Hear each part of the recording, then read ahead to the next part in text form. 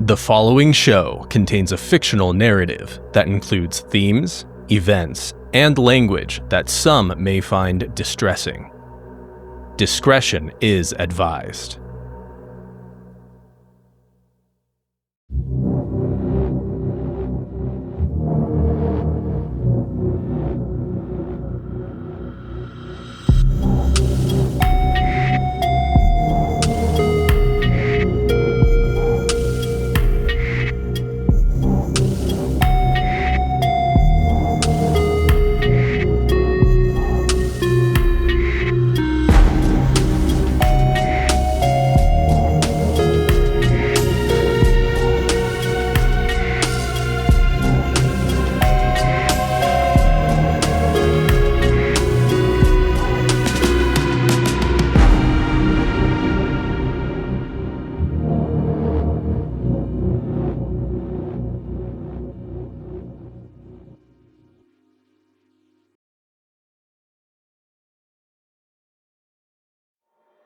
Welcome to This Line Isn't Secure. I am Libby, Lord of the Hummus, spreader of God's good words. Everything that we want to do here is spooky and scary, except for the magical people that are around me. It's like Hollywood squares. Please, tell me each of your names, who you be doing, what you be saying, what you be thinking, and we'll get back to me when we're done, probably.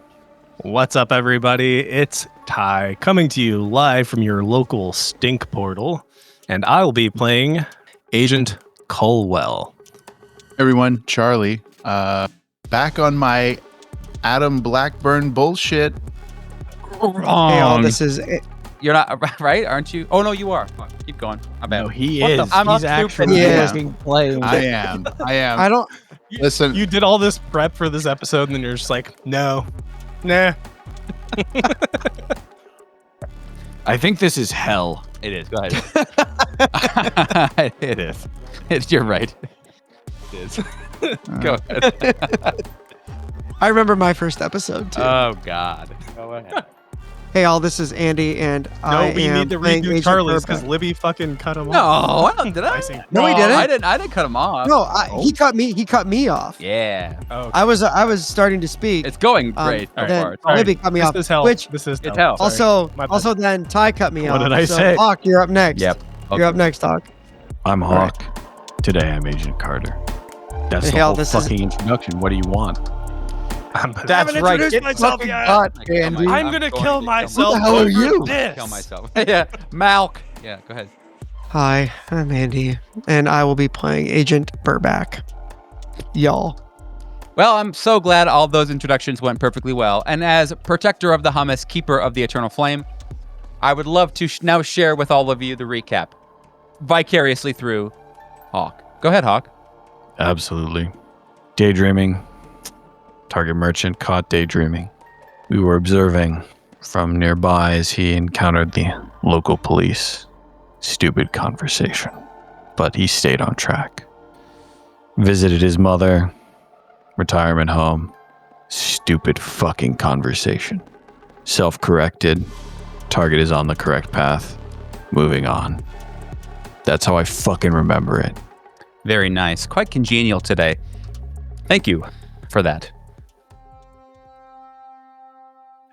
For the team of static agents watching you from the marshland close nearby, Meridian, the phone hang up. You putting that old black piece of plastic, probably stained with age, back into its mounting. That look is something that perhaps every one of the static agents has certainly felt at some point in time. It's the look of sadness, the look of real despair, of knowing that the end has begun or that it's already here. And I think that if we asked them, we got a chance to ask those, deranged agents from decades ago what they were thinking or what they thought you were doing, they would say you made one of the tougher phone calls a person could make. The kind of phone call that sounds like a goodbye. That sounds like the true disconnection of you and anything in this world that matters to you. The last things keeping your sanity moored to a dock that is somewhat real. But we don't hear that. We don't get that yet. We'll get there, I think. What we do see is after you place this receiver in its mooring, you pick it back up once more, And inserting yet again another coin. What year is it? You dial a number that you haven't ever dialed in the past, or maybe once or twice, but very, very rarely. It's kind of your oh shit number. The number that means I, a machine made for killing, am in need of other machines that are good at killing. Your oh shit number. As you enter that number in, and you pick up the receiver, you hear one ring, and just as the second ring has begun, you get the pickup. And, normally on phone calls, when you call somebody, they say hello, or they say, this is so-and-so. You get a pickup to the sound of cold, dead air, waiting. What do you say? The milk is spoiled. The call of the call and response has been submitted, and you get back. Thankfully, the cottage cheese is still good. Meridian, I wasn't expecting to hear from you. Where are you? Mall, Boston, outside of Dorchester. Yeah, you list these kind of these landmarks around you, and as you say, just kind of these three basic landmarks. The response back is, well, we've got QRF Midas nearby. They can respond. They're actually spun up already. We'll get them to your direction. You said you see a big mall. I'm assuming that's the Trevelino Mall. Is that correct? Yeah. Perfect. Are you contagious? Have you been infected or a vector? Do we need to bring a decon team? No. Just have questions. All right. Yeah. We'll have a team, and we'll have a handler there to speak to you when you arrive. Get there as soon as you can by foot. Follow the marshland on your right all the way down to the Trevelino Mall. It's empty. There's a radon leak, so it has been closed for many years. You'll see our contact in the parking lot, the handler. Make contact with the call and response, and he'll get you debriefed and retrofitted. If you're contaminated, you need to let him know before you get inside the mall. It's crucial. We want to make sure you come back in from the cold in a very safe and reasonable way. Understood? Very good. The smash of hang up in your ear. You choose to do the same, I suppose. Slam the receiver down. Looking around you on your person and kind of taking account, you've got this kind of marshland and a highway to your right. The Dorchester, or what used to be the Dorchester, is behind you a good ways as you walk till you found some way to call somebody.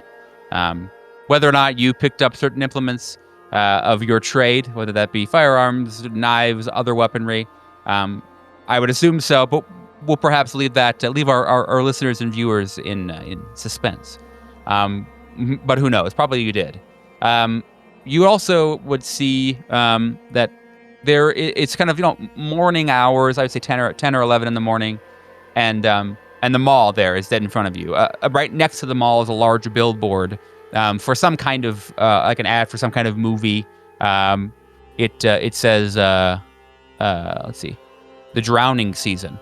It's maybe like a festival or a film poster, something like that. There's a big old white mask on there with some very almost comical, odd geometrical eyeballs and these wide open black slits that sound very familiar. You hear the sound of them slapping against the stage, and the sound of the gong kind of rings in your ears a bit. Are there things you want to try to do? Maybe like try to get any implements that you haven't already gotten before you get to the mall? Well, I do have my gun bag that I obviously need to get, as well as my body armor. I believe I always had with me, or those two. Yeah, and I mean, it definitely, it just so happens, through a beautiful happenstance, that there is a small, storage facility between here and the Trevelino Mall, far in the distance. So you can stop in. It's a place called Secure Lines, a very, very nice storage unit. You've got at least 1 or 2 bags worth of gear that's stashed there, like in many places across many states. Another, one of your many fail-safe plans. So you're able to gather kind of the rudimentary things. No rifle, but you do manage to get at least 1 pistol. Lots of ammunition, all that you could really need. You get a couple of grenades, like stun grenade or like flashbangs, and I would say maybe even a couple of different, like maybe implements like a kind of a baton or a blunt force object, as well as maybe like a taser as well. Like pretty good stock of stuff. some bandages, like some other medical kind of like trauma gear as well that's in there. So you pick all that up. As the camera kind of zooms away from you, we move to the group in the grasses, the group in the marshland that's kind of been around you and on your tail, as at the same time they're on the tail of Merchant, because they can be. Time doesn't really follow. They choose the time to follow. We'll put it like that. The static protocol agents in the marshland watch you as you slam shut the door of secure lines storage facility, check your watch, verify you have one in the chamber, and begin to make your move toward the exit. The captain, or the group's leader, the commander, one Agent Griffith, he looks upon you and looks upon his team and says, "That's him. I think it's time we fucking take this one out, and it's gonna be sweet. Real sweet. What are your ideas?" No, that's what I'm talking about. That's what I'm talking about. We take him. We waited too long on the last one. He's armed. It'll be sweeter that way. Let's do it. I do like that. Do you want me to tail him? Yeah. Tail him. No, we take him now. Burback, listen, we gotta do what's strategic. As much as I want to see that guy bleed on the sidewalk, we'll get our chance. Yeah, like the doctor. The doctor was special. The doctor think our boss has plans. This guy, I'm excited to watch him bleed. I can follow him. Report back to you later, or I mean, you don't need to come. I mean, I can keep eyes. Yeah, let's just keep talking about it. Carter, you're awful fucking quiet over there. What do you think? Doesn't fucking matter. Target's available. Target Merchant self-corrected. This one needs influencing. And influencing. Doesn't matter how. He will get influencing. Yeah, Caldwell, follow his ass. And report back as soon as you have more information. We'll be on you, too. We'll be back behind a bit. I'm on it, boss. The camera zooms up and away, following you on your walk from that nice storage facility to the Trevelino Mall. The mall is very, very abandoned, extremely dilapidated. No one's been in that spot for a hot minute, clearly. The parking lot's full of clumps of weeds, tufts of grass that have chosen to kind of grow through the pavement against the better will of the sun and other elements. There are poorly painted parking lot lines that are still trying to say they mean something, but they haven't for a long time. Multiple entrances, though most are all boarded up. There are a good number of signs attached to a temporary fence that has been, made to be permanent. These signs say things like dangerous leak, do not enter, restricted area, radon poison, must wear gas mask and protective gear before entering. All these different signs. In the parking lot of the building, you see that there is one vehicle parked there. It is a 2008 or 9 Chrysler Odyssey, a bubble minivan, so to speak, that has been parked in the lot. On the hood of that van, there is a man who is leaning. He's wearing a Hawaiian shirt.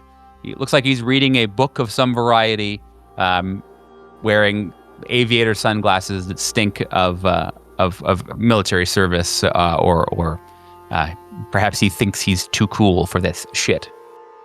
Go ahead and roll me int times 5. I want to kind of give you a little lay of the land tactically. 54 over 50. Yeah. Well, what's your military science land? I'm down if you... 80. Yeah, okay. No need to roll. That was on my bad. So yeah, so really your view of the area is pretty simple tactically. The billboard, the drowning season billboard, does have a pretty good clear shot into the parking lot. You don't see any folks up there that concern you after a quick glance, which is all you can have, really. The fence has been opened. Clearly, the lock is there. It's been cut. Large padlock has been cut. The only vehicle that's been in there for a while probably is this van. As far as like entry and exit points, you really have the main front door as the only one that you are seeing. All the doors and windows have been boarded up. And I would also kind of throw you a bone insofar as saying that radon poisonings, Number one, there are things that are that kind of data is gathered over a long period of time. Usually buildings aren't closed up forever because of them. It's kind of it all just stinks of a perfect spot for there to be a Delta Green program meetup, or whatever. You're also not stupid insofar as that this could just be a trap. This is you're coming in from the cold. You have said I am not contagious, I'm not a vector, but it doesn't matter. There's still a great chance that you're walking into an ambush. But I guess I would ask, I would say I believe that Meridian can handle himself, and also that he is perhaps interested in knowing what he should do, what the bosses say is important. Do you agree with that? Do you think that he has similar thoughts? Like he needs to get kind of orders? Yeah. At this point, he's just flying blind, so yeah. They didn't hire him for his brain. Yeah, correct. Yeah. I mean, he's got 10. He's not stupid. So. Yeah, but he's definitely. Yeah. Oh, is he? Okay. Yeah. He's the door kicker. He's not the. Yeah. Yeah. He's not the planner. He's the doer. Nice. Very well. Nice. He's not a human being. A human doing. Neat. Okay. Yeah. Nice, as one would say. Yes. You push aside the gate, and walk in. The guy reading the book, whose name is probably Chad, he does not even look up. He most likely heard the gate scraping against the concrete, but doesn't look up really for a minute. And as you walk up, quickly sizing him up and down, a decent shot, he's carrying a pistol under his shirt. A decent shot, he's got, things in his pockets. But he's not, he doesn't have a plate carrier on. Doesn't have a rifle slung around his neck. He is almost certainly the guy you're here to talk to, but he's not necessarily a danger to you that you can see right now off the top. As you approach and get close to him, do you want to initiate the call and response? You picked up the groceries? And I found the cart with the squeaky wheel. He puts his hand up to shake yours, and he says his name is Brandis, Brandis. Brandis. Do you shake his hand? Sure. Nice. Perfunctory. If definition in the dictionary, it looks like this, right? He shakes your hand, you shake his hand. You feel the calluses on his hand. He's either a waiter, he does a lot of martial arts, or both. Definitely a strong dude, probably military. The haircut and the shoes, the stupid boots and jeans over him. It all gives itself away. He closes the book, a book that you don't get the full title of, but the end says by degrees. It's a larger book. He puts it on the hood of the car. Yeah, so you had a mission, huh? Fuck, you were gone for a minute there from all of our records. 20 years. The whole Abigail Wright shit, and you disappeared, and now you're here, man. How you doing? How you been? Seems like you knew a lot about my fucking things. Hey, look, when they say there's an agent coming in after 30 years or so of being missing, yeah, I read, I did my homework, yeah. Yeah. It's not too cool how you did us like that. After a good 20 years of helping you assholes out, now's the time to fuck me over once more, eh? I'm not sure you think's getting fucked over, buddy.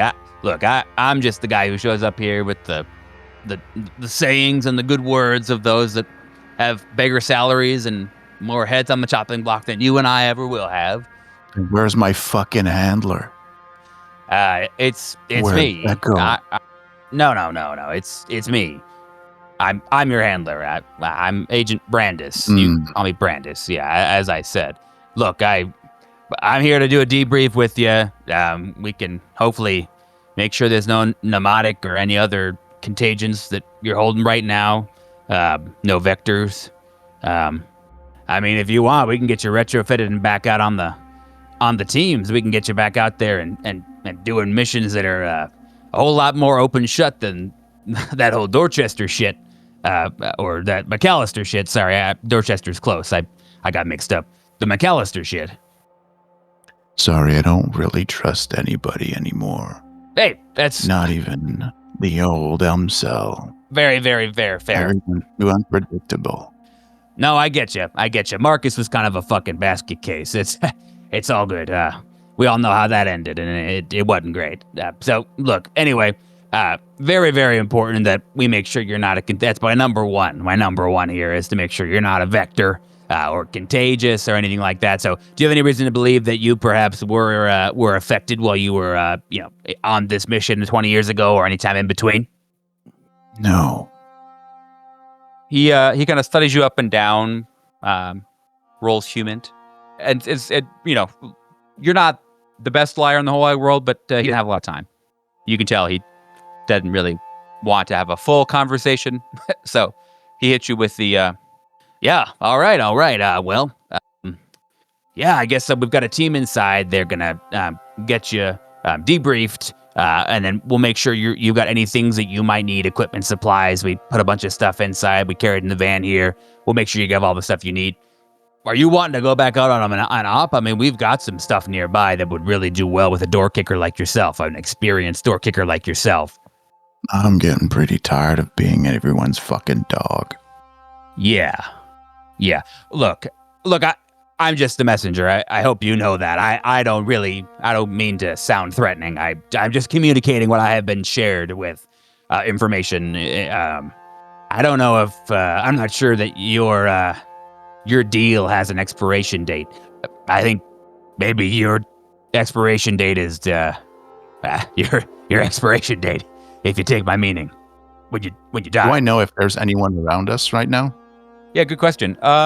Certainly there could be. This van, has room for people and for gear. You don't see anyone around you.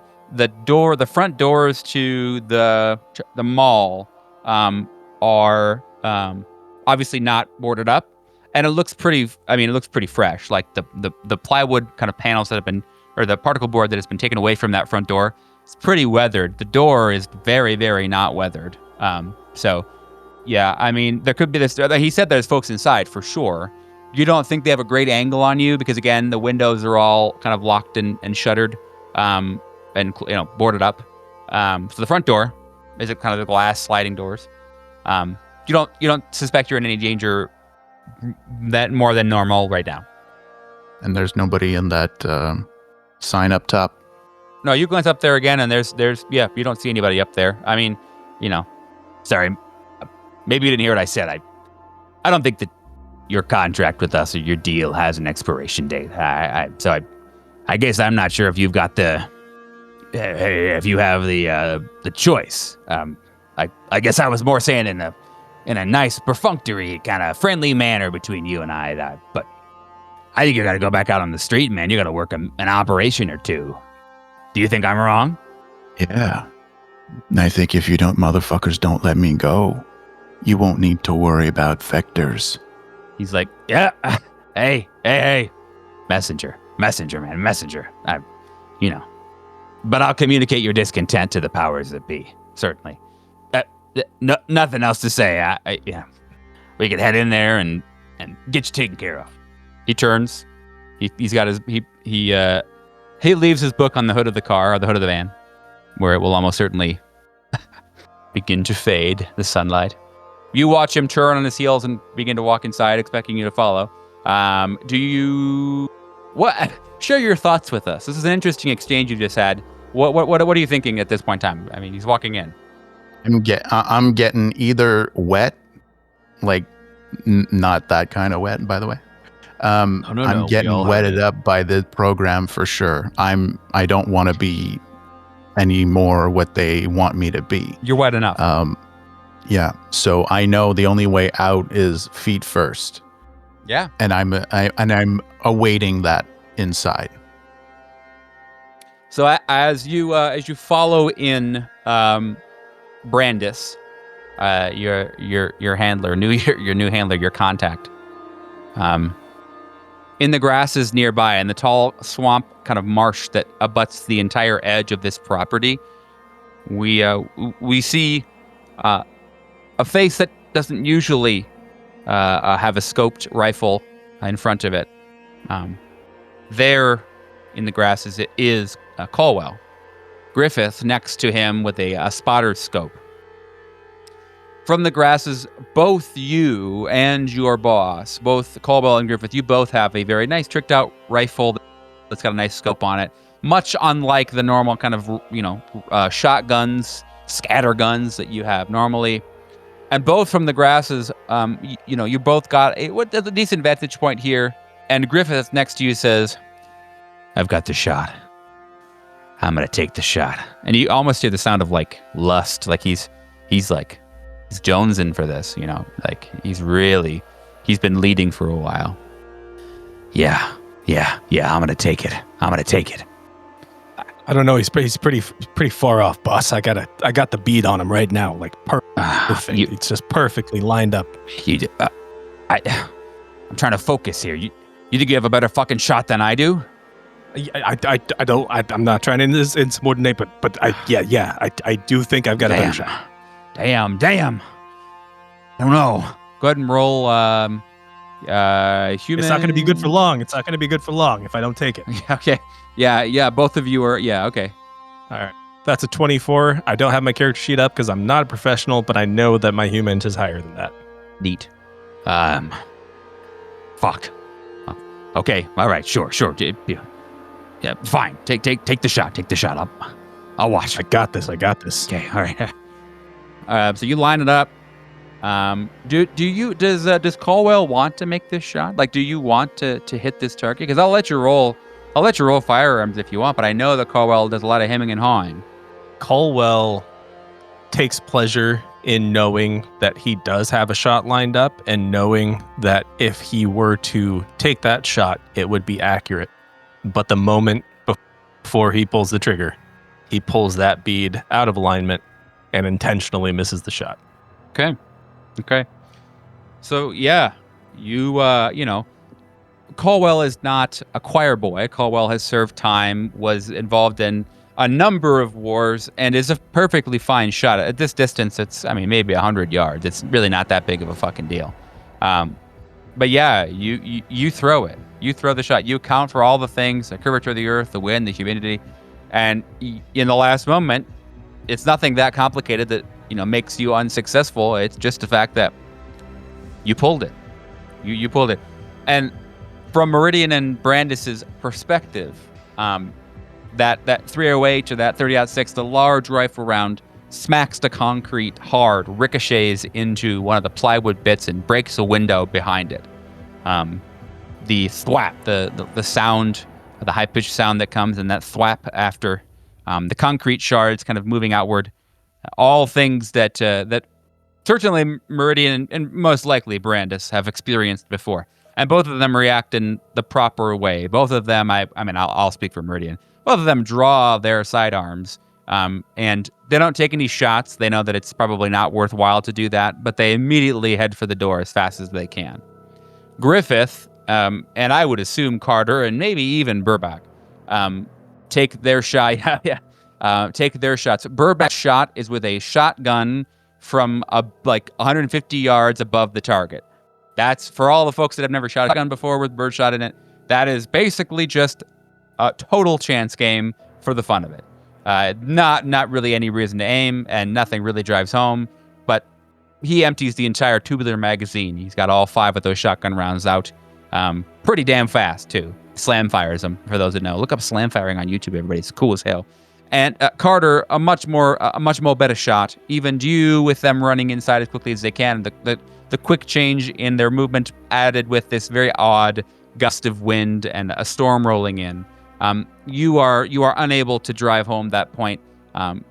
You do, I would say, actually hit his shirt. You hit Brandis's shirt. Meridian, you see this hole forms in Brandis's shirt. The bottom kind of tears away, the bottom edge. Likely a flechette round or one that is meant to break up into very small pieces, kind of like a little baby grenade. Very, very scary type shit. But Brandis himself is unharmed. He looks at you. You're kind of just outside these, chopping door, the double sliding doors. You're outside those doors, behind a supporting pillar, and he says, "The fuck are these guys, man? What the fuck's going on? These your people?" Oh no, but they're coming for us. He grabs one of the doors and throws it open. He's like, "Let's get you in there now," and he moves inside. You follow him? Yeah, Okay. I'm getting shot at. I might as well. The door behind you shuts like any good shopping center door. Unfortunately, this one did not shut the nice automatic closing way. It closed in the way that your new friend Brandis slammed it shut with a good amount of force. He looks over to you and says, kind of through some breath, right? Because he kind of just did a little dashing. He says, "So, man, you've been inactive 20 years, huh? That's pretty good. The program usually lets folks go with a little bit more of like a 9mm retirement plan." Sorry, son. I don't know what you're talking about. Yeah. Yeah. Okay. He walks in. He's like, "Hey, did I leave my book on the hood of the van? I did, didn't I?"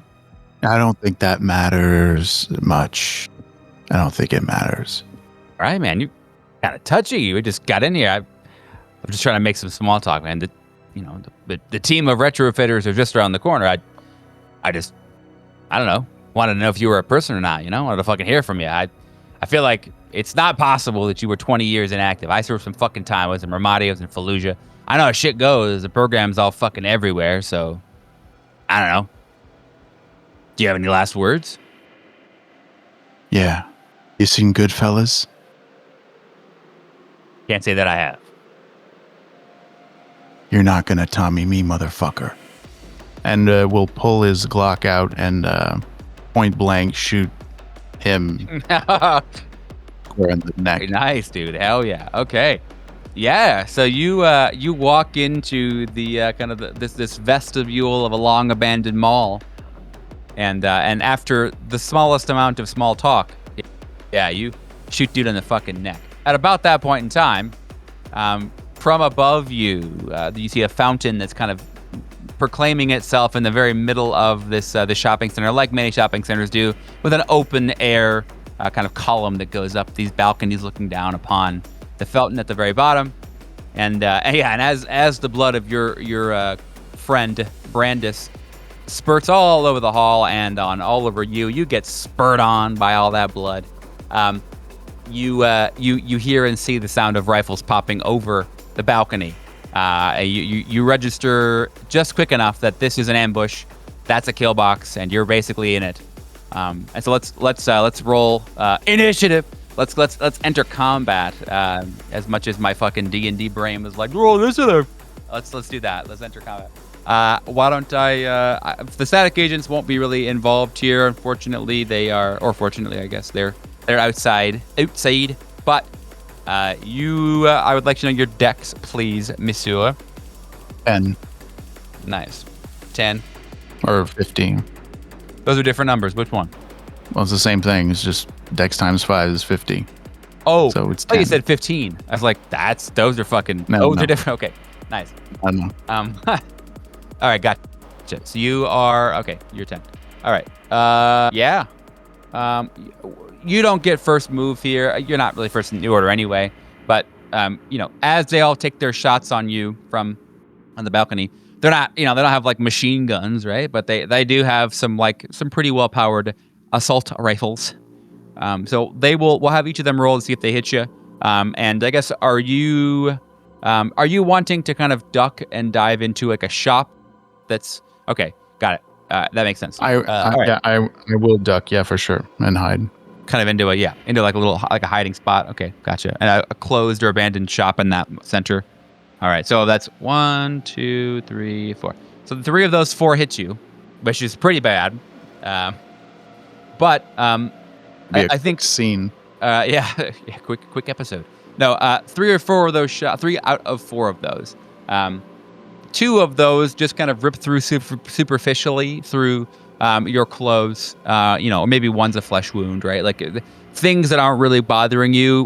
Let's say you do lose one health from that flesh wound. The other one though, that last kind of barrage of 4 or 5 rounds from the automatic, that one does 2 more damage to you.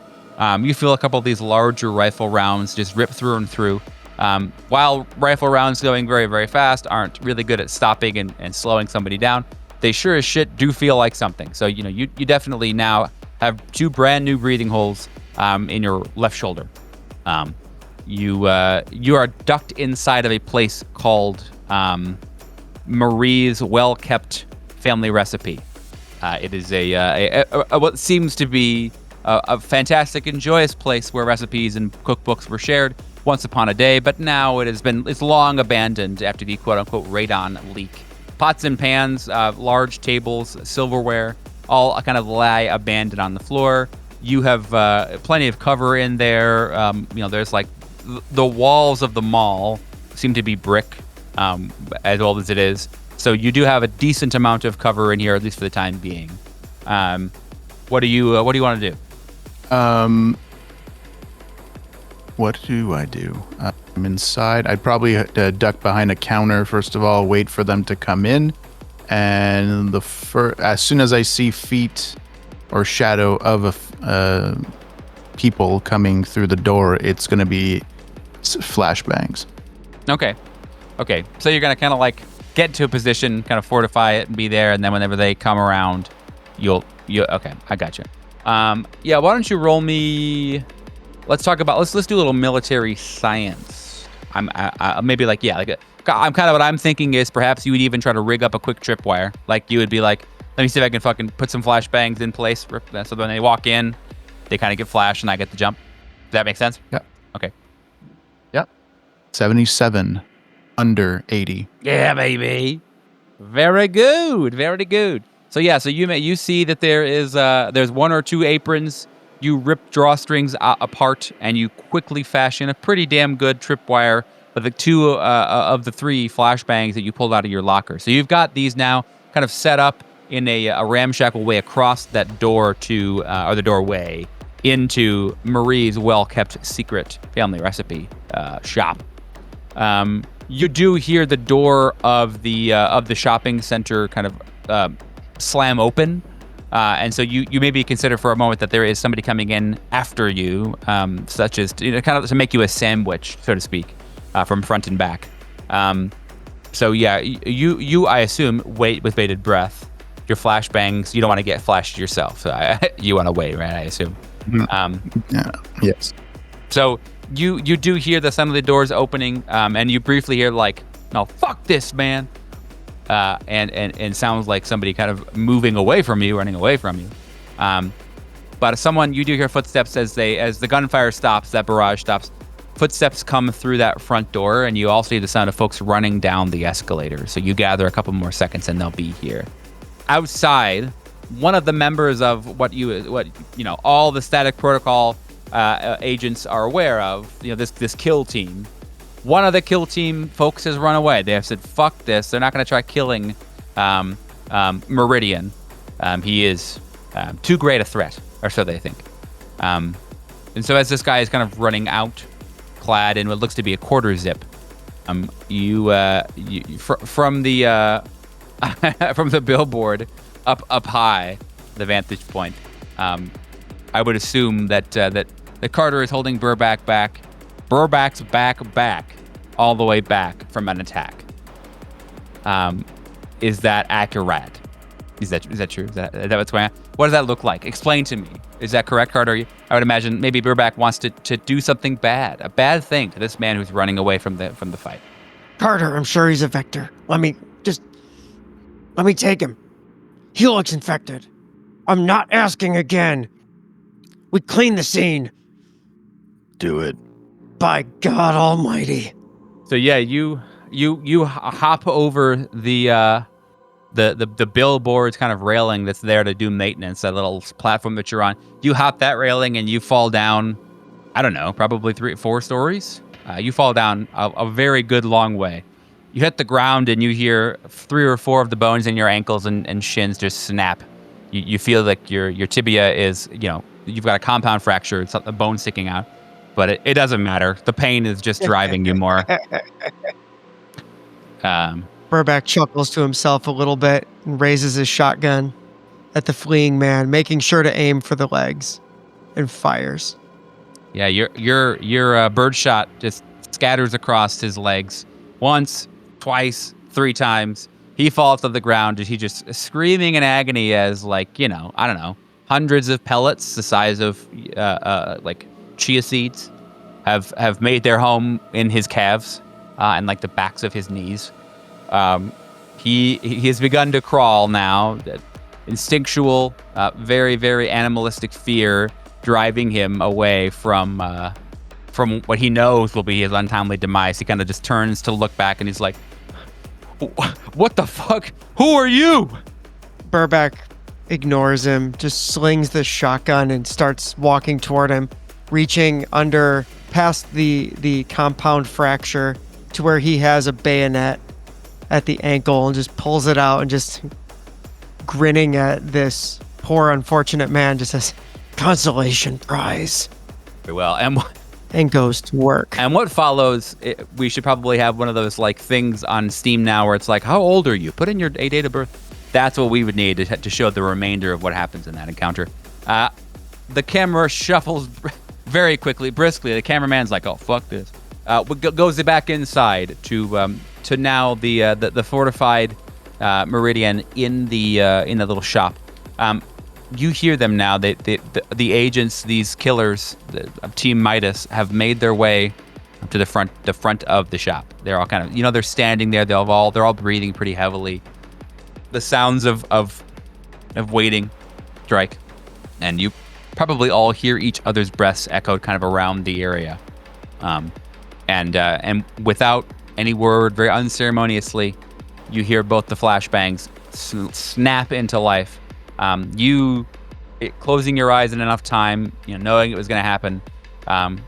You see the light through your eyelids, but you managed obviously to just keep enough of that out so that when you open your eyeballs up and you turn and peek over the counter, you see that there are 5 agents, surely agents, that have all positioned themselves now at the entrance. They're all mostly discombobulated. Flashbangs aren't like video games where, like, it's a fucking, like, it's 8 seconds of...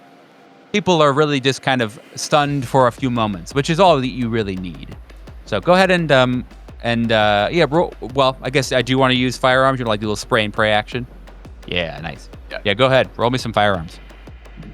71 under 80. Okay. Yeah. Whatever your damage is, you can roll that twice. Kind of your barrage of shots hit 2 different folks there. So the first It's 10 roll. total. Okay, first roll. 9. Nice. Okay, great. And the other one was 1. Is that correct? 1. Yeah. Okay, great. So yeah, you wheel up over the counter, and you have more than enough time to aim a very good forehead shot. You hear the sound of your 5.7, which is known to be an armor-penetrating pistol round. You hear the sound of that thing ripping through the air, smashing into this dude's forehead, canoes his forehead all the way in, and he falls against the glass. His head just smashes against the glass, and is just spatter, gray matter and pink matter all over the glass behind him. The other shot is not as sexy, but certainly did the job. You shot this one round into the calf of another one of these Midas agents. That guy has shot out in pain, is kind of kneeling down now.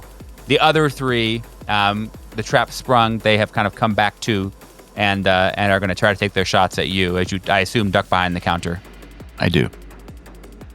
Okay, 3 misses, and you have cover, right? So 3 misses. They take a lot of pot shots at the counter. Again, this building and the shop seems to be built of brick. In a lot of places you wouldn't expect. So certainly the counter offered you some cover that you weren't expecting, but not for much longer. As now 3 of the 5, 1 dead, so 4 remaining. 3 of those 4 have begun to kind of try the spearheaded, the trident approach. They've got 1 on the left side of the counter, 1 on the right side, and 1 approaching from the center, dead on. And they know you're back there, and so I guess what do you want to do now? The 4th guy is kneeling in pain from the calf shot. I'll smoke to distract, or at least behind the counter smoke. Nice, like So pop they a smoke can't- grenade. Yeah, pop a smoke behind the counter so they can't see what's going to happen next. Okay, great. Roll me luck real fast. Ran out 64 under Damn. over 50. Damn. Yeah, So that there was to see. Did the proprietors of their shop, did they use vent covers in the wintertime to kind of like, or in the summer rather, to keep that hot air out? Because if they didn't, there was a shot you could toss a smoke grenade into a local register to maybe make the room smoky. But unfortunately, the vent covers are on. Would not have done the job for you if you tried. So you do pop smoke behind the counter by itself, and that's helpful. Certainly the area is obscured. There may be a rules thing here, so please, viewers, feel free to make fun of me in the comments, because I don't know the rules for combat perfectly well. But we'll just say that the area is certainly obscured, to borrow a D&D term. So sorry yet again. There's certainly enough kind of area for you to do a little bit of movement now because you've got some cover. Well, you're concealed. They know you're back there, and you're not getting any cover from the smoke, but you can kind of get a little bit of movement. Do you want to try to see if there's like a hallway that connects all the stores together, or go out that front of the store, or something else, or do you want to try to stay there and fight it out? Well, there's still 3 of the 4 that are still active towards me. That's a bad numbers situation. So getting out of there would be the easy choice. Okay. All right. So yeah, connecting thing. See if there's like a hallway that's connecting the kind of like a service corridor kind of Usually thing. they're in the back stores. Yeah, usually they're there. Okay. Yep. Okay. So you maybe dash for that kind of like the staff only door. You get back to a kind of like a small kitchen with a little office space as well that you assume is for the proprietor of this place.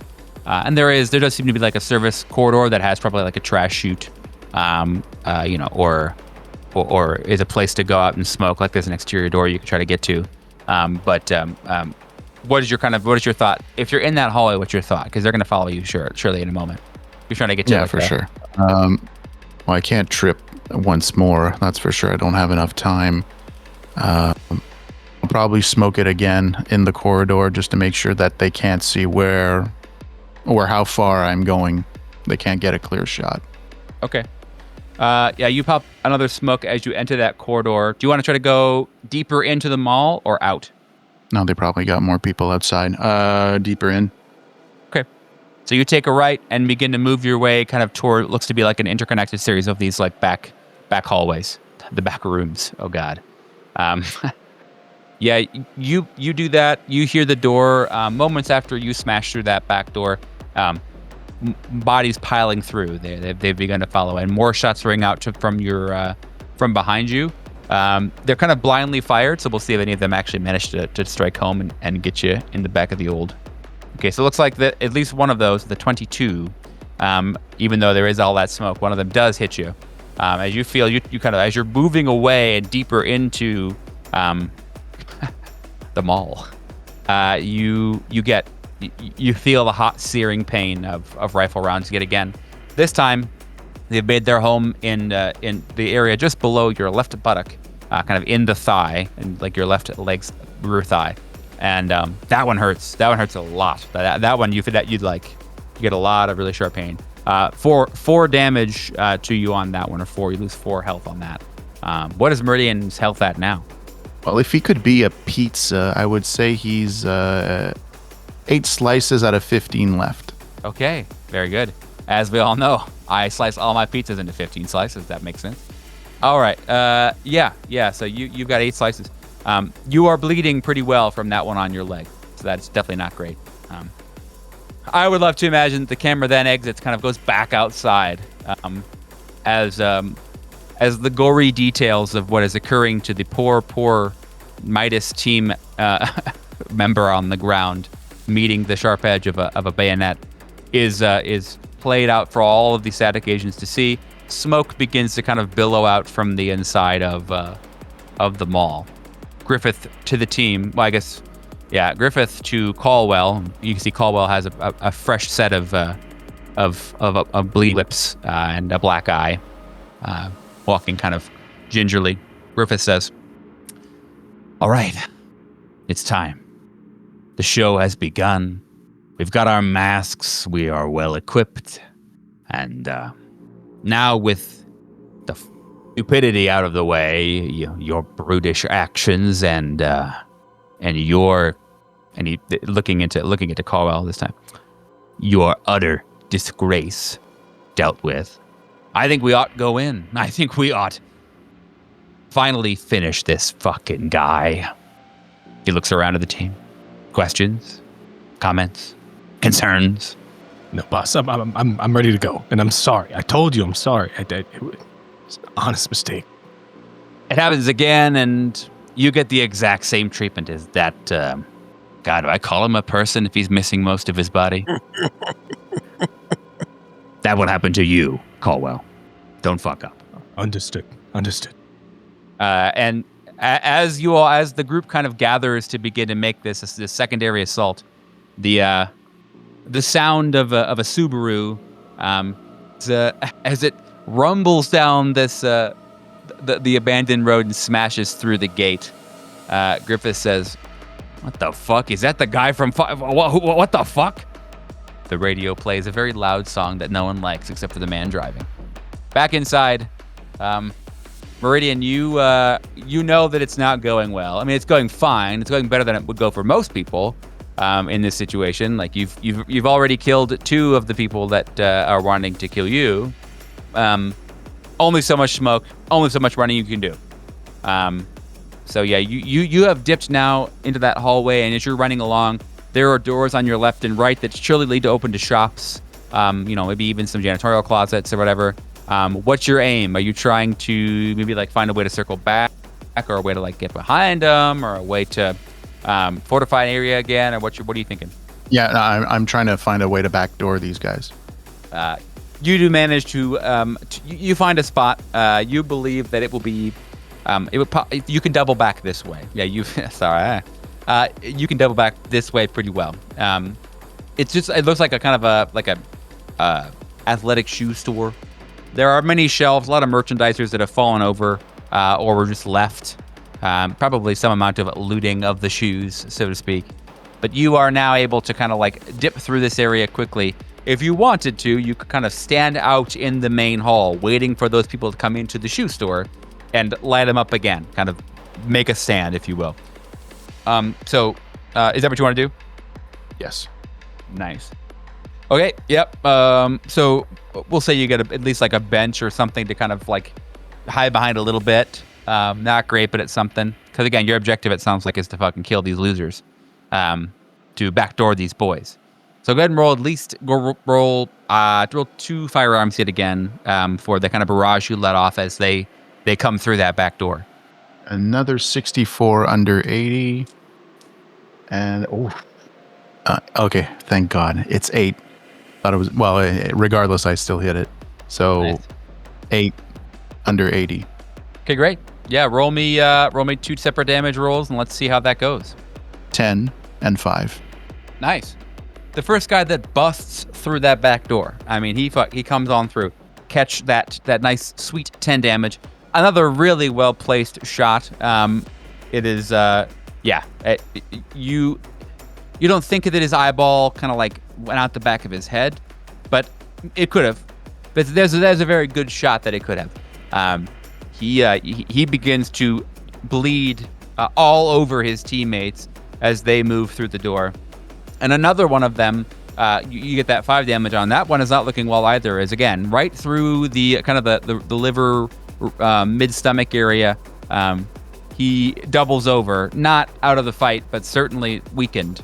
And so now you've got kind of 2 weakened folks, and I think 1 that is undamaged or unharmed at this time, that are still, they would still like to kill you super dead, as the term goes. And they try. They position themselves and use kind of these merchandisers as a very nice way to have a nice shooting position. And they take another round of this machine gun fire at you. What are you thinking as these rounds strike the bench? Like, is Meridian ready to go, or is he scared? No, absolutely not. Okay. He's looking forward to dying, and hopefully nothing else happens after that. Finally get some rest. You feel the 2 of the sets of rounds pummel into you. And you think that some of the bench splintering has also kind of entered your back. You feel sharp shards, much, much less precise than the rifle rounds that kind of go through and through. But these rounds did a pretty good number on you. You take 6. You said you're 8, right? Damn. Yeah, you take 6 from these, a 2 and a 4. As you feel these rounds kind of slam into your back and the shattering bench as well, you hear the sound of dancing. You hear the sound of music.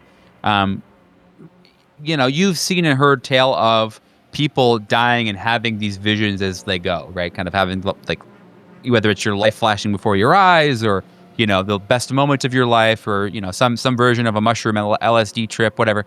And so you're not really sure whether or not this is like some kind of thing is happening in your mind because you are, dying or because it's just the way that it is. Life has become not very real for most of you anyway.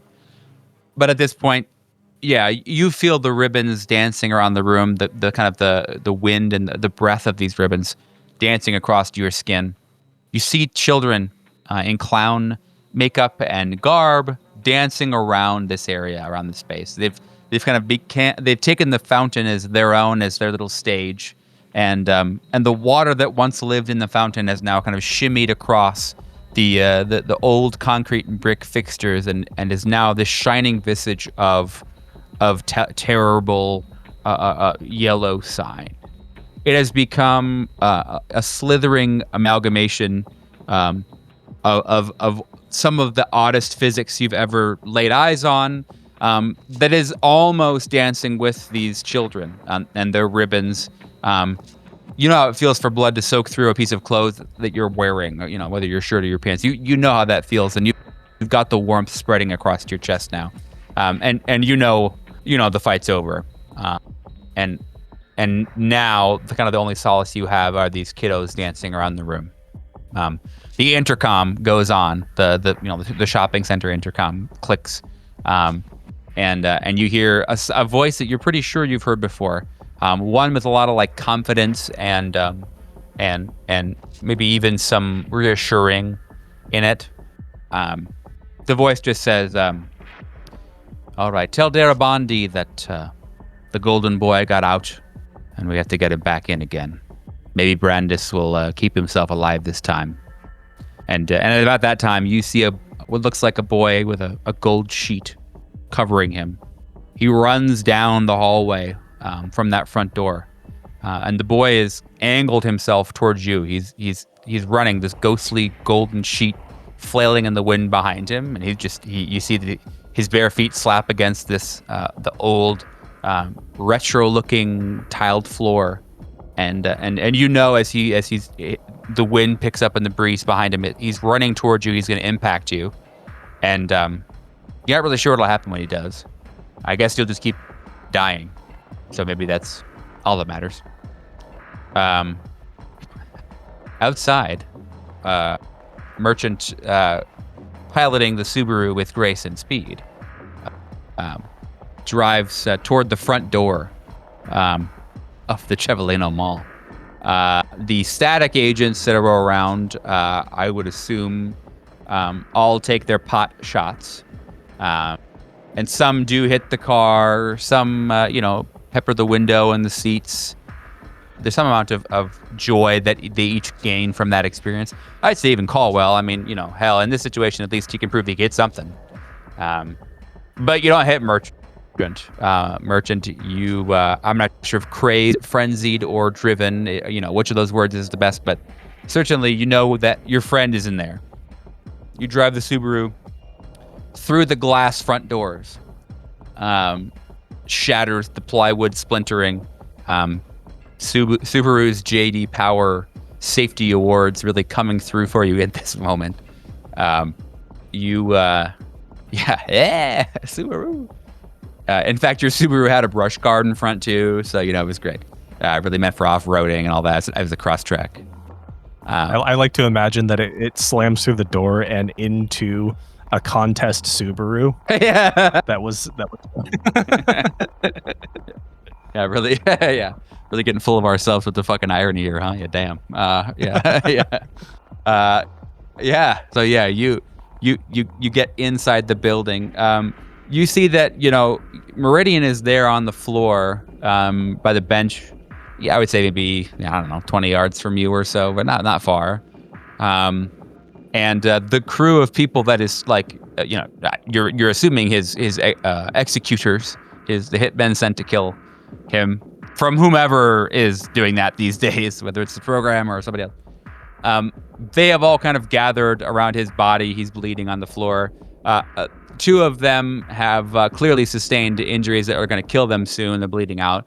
And there's one that remains that is, kind of like trying to talk to them and console them a little bit. He obviously heard the sound of a Subaru smashing through the front door and hitting another Subaru. So, he sees that you are in fact there. But he just kind of goes to move his friends around the bench so you can't really see him as well, and is trying to tend to their wounds. There are guns on the floor. Do you want to extract Meridian from his captors? Merchant will absolutely want to rescue Meridian and is currently calculating if it is possible to hit all the people who are gathered with the car and avoid Meridian, recognizing his driving isn't that strong. Yeah, I mean, I think it's most important that the audience at home knows that this is not we're not going to rig this roll. Like, I would like you to roll drive, and we will see how that goes if you wanna. All right. Base drive of 20. All right. We're going to see how this goes. It'll be fine. Holy crap. I kid you not. 19. Oh, that's fucking cool. 19 under the base of 20. That's fucking dope. I want to move my camera, but for those at home, my camera is very finicky. Yeah. So I'm not going to move my camera, but I rolled a straight 19 under 20 for my drive. Damn. That's pretty fucking metal. Okay, yeah. Yeah. You realize that you have there's a lane, and you can hit all three of them. And so perhaps Meridian is kind of the last thing you see before the lights turn out. You hear the sound of the front doors being smashed in by some kind of vehicle, perhaps a Subaru, and then confirming your earlier suspicions.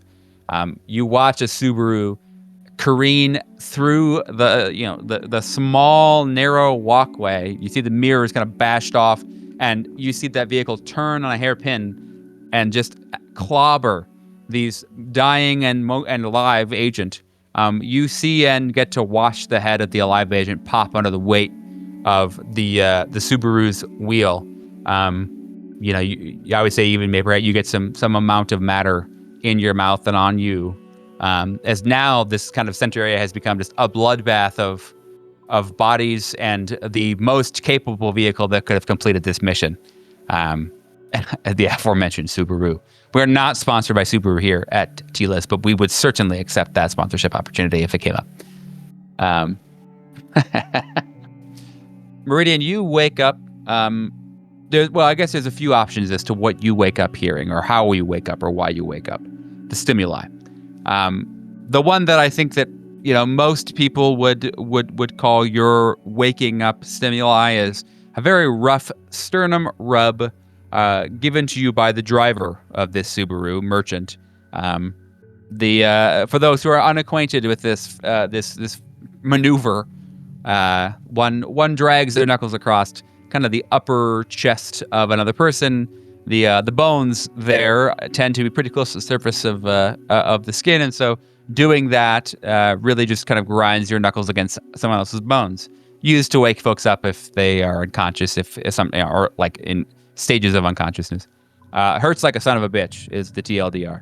So you that's one of the things that you may have woken up to. However, the other certainly is close to worse or the same.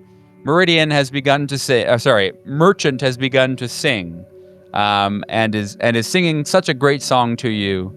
I wonder if we'll get to hear Merchant singing that. Do you think we will, Andy? I think so. Oh my! Merchant is dropping a verse on Meridian as he's waking him up.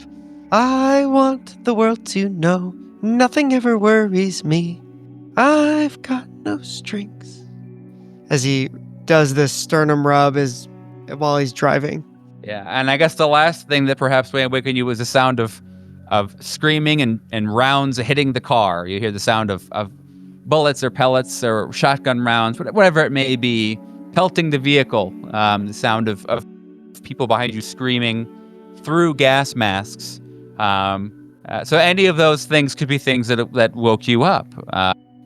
And you instinctively kind of look down at your body, do a kind of, we would call it a rake of your body to see if you have any like wounds, a very like secondary, a very second notion for you. Whenever you wake up from something like this, you check. And as you rake to see with your fingers across your body, is there any holes that I've got that I need to attend to? Anywhere that you would have been shot, instead of finding, pooled blood or matted blood on a shirt, you just find red ribbons that have all been kind of torn around and tied around your legs or, your body. Your pockets have ribbons in them. Almost as if you were in some kind of half-budget play that utilized red ribbons to show blood or damage. Some low-cost theater. Merchant, after you finish dropping your hot verse, what would you say to Meridian as he's kind of regaining consciousness while under gunfire? So, did you learn anything? He'll pull a piece of ribbon out of his mouth. They won't fucking let me die. They just I know won't the let feeling. me die. I know the feeling, Meridian. I know the feeling. Merchant continues to hum his new favorite tune, but the radio switches. The radio changes from you hearing this kind of like odd Disney knockoff thing that Meridian is doing, and the radio changes, and it's the sound of a coin clanking at the bottom of a payphone, and the sound of the receiver being picked up, the kind of like moldy earpiece gracing your ear as you begin speaking to the phone you picked up in that phone booth a while ago. The call that you had that we got to see you end with some amount of despair and agony. And you now hear what you assume that Sonia heard, what you hope that Sonia heard when you delivered that message to her, that phone call to you. And it sounds something like this. Hey, Sonia. It's me. I know. It sounds impossible. You're still not checking your phones. That's good. Always told you there might be a bug in the phone.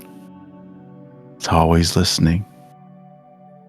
Whatever was told that I died in that prison fight, maybe a part of me did, but I'm alive. I'm so sorry. So sorry you had to grieve me. Sorry for all of it. They took me. People I worked for. Made it look like I was gone, and they kept me away. 20 years, Sonia. 20 years. In the middle of fucking nowhere. And every single day I just thought of you. Every morning I woke up wishing I could just see your face one more time. I wanted to reach out. God, I have no idea how many times I wanted to. But they're always watching. I can't put you in danger like this. Not again.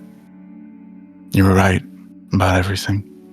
About me needing to walk away, about work destroying us. And I thought in this one last job after Puerto Rico it'd be done. But this life, it never lets you go. There's things I can't tell you. Things that would only hurt you more. Just know that none of it was my choice. Not really. Think about you every day. Where you laugh at my terrible Spanish. How you make me cafe with too much sugar because you knew that I'd never admit I liked it that way. The way you looked at me and thinking I could be something better. You did make me feel I could be better.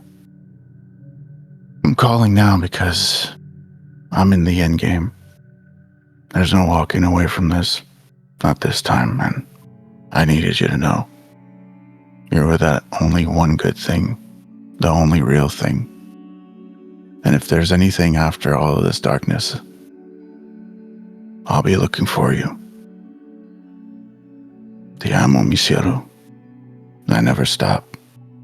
Not for a second. I hope you found happiness, and I hope someone could give you the life that I could never. You deserve every beautiful thing this world has to offer. Goodbye, Sonia. And he'll hang up.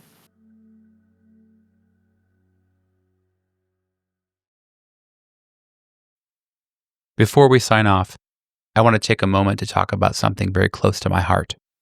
This podcast is about exploring darkness and fear, but in real life, those feelings can be overwhelming. I want to remind you that if you're feeling lost, lonely, or struggling, you don't have to face it alone. There are people who care about you and want to help. If you're in the US, you can call or text 988, the Suicide and Crisis Lifeline, for free, confidential support 24/7.